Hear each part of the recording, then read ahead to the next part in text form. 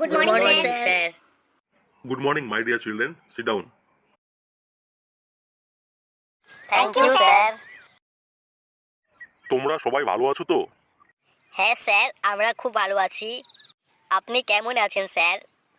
হ্যাঁ, বেশ ভালোই আছি, বেশ ভালো। আজ অনেকদিন পর ক্লাস শুরু হলো। গরমের ছুটিতে তোমরা বাড়িতে পড়াশোনা করেছো তো? স্যার, আমি গরমের ছুটিতে পড়াশোনা করতে পারিনি স্যার।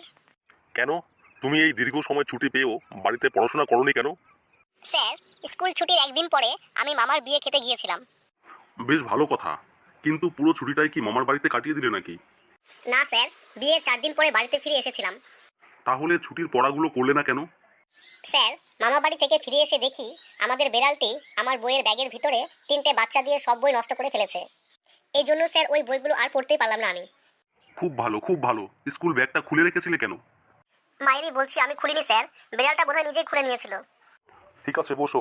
কাল থেকে স্কুলে আসবে না, বেড়ালের বাচ্চা নিয়ে থাকবে। উত্তম, তুমি বলো, তোমার কি খবর? গরমের ছুটিতে পড়াশোনা করেছো নাকি মামা বাড়ি মাসি বাড়ি ঘুরে বেরিয়েছো?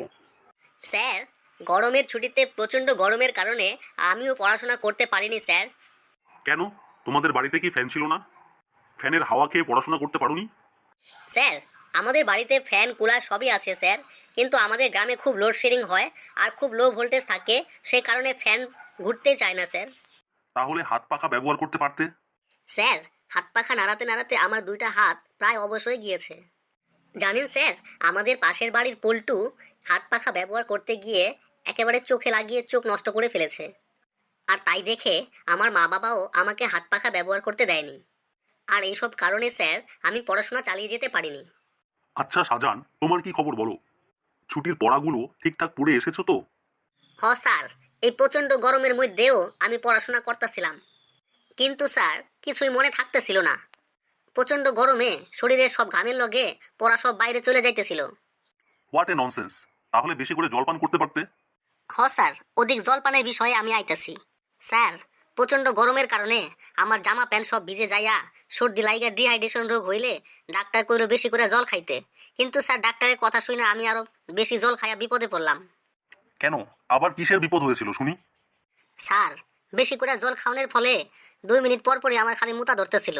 আর পড়তে বইসা এতবার যদি মুততে যাই তাহলে কি আর পড়াশোনা হয়? আপনিই কন। ঠিক আছে, ঠিক আছে, আর অজুহাত দেখাতে হবে না, বসো। আচ্ছা শিবু, গ্রীষ্মকাল সম্পর্কে একটি প্রবন্ধ পরীক্ষা এলে তুমি কি লিখবে বলো দেখি? স্যার, গ্রীষ্মকাল বছরের প্রথম ঋতু।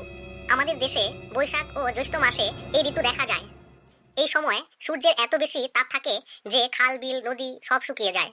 অসহ্য গরমে ও জলের অভাবে মানুষ সহ অন্যান্য প্রাণীরা প্রচণ্ড কষ্ট পায়। বিশেষ করে প্রভুভক্ত প্রাণী কুকুরদের খুব কষ্ট হয়। গরমের জ্বালায় তারা জিহ্বা বের করে হাঁপাতে থাকে। কুকুর একটি প্রভুভক্ত এবং গৃহপালিত প্রাণী, তবে কিছু কুকুর রাস্তাঘাটেও জীবনযাপন করে। এরা মূলত সারা রাত জেগে চোর পাহারা দেয় আর দিনের বেলায় পড়ে পড়ে ঘুমায়। কুকুরের 4টি পা, 2টি কান আর একটি লেজ আছে। এদের দাঁত খুব ধারালো হয়। এদের দাঁতে বিষ থাকে, তাই কাউকে কুকুর কামড়ালে জলাতঙ্ক রোগ হয়। তাই জন্য কুকুরের কামড়ে আহত ব্যক্তিকে হাসপাতালে গিয়ে ইঞ্জেকশন দেওয়া উচিত। যদিও বিদেশি কুকুরদের আগে থেকেই এই রোগের ভ্যাকসিন দেওয়া থাকে, তাই সেই সব কুকুর কামড়ালে। চুপ করো অপদার্থ কোথাকার! আমি তোমাকে কুকুরের রচনা বলতে বলিনি। সব উত্তরে কুকুরকে টেনে না আনলে তোমার চলে না বুঝি? কাল থেকে একদম স্কুলে আসবে না, শুধু কুকুর বিড়াল নিয়ে থাকবে।